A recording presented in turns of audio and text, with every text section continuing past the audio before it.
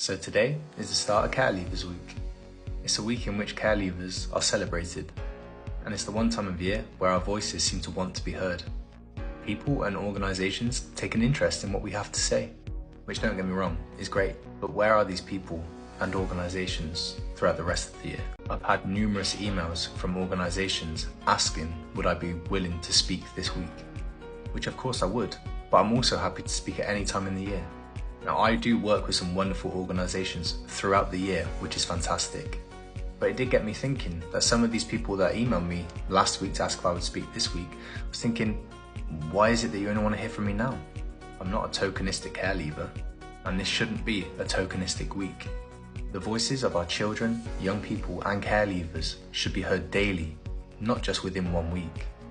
I do love looking on social media and seeing the outpouring of support that care leavers are getting right now. The posts and statuses of people celebrating care leavers is fantastic, but why is it limited to just this week?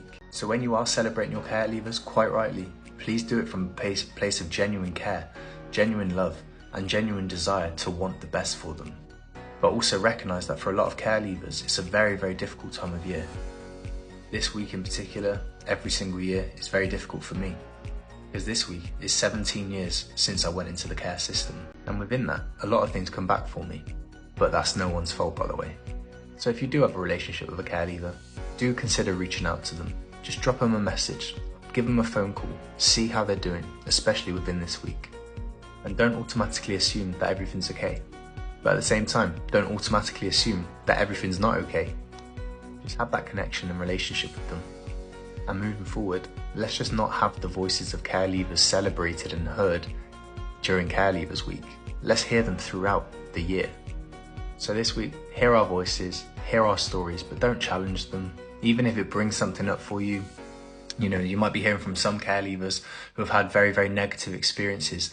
Don't come back at them and say, oh, that never happened in my time, or that never happened with children that have been in my care, because the reality is it happened to somebody else, and that needs to be accepted and appreciated.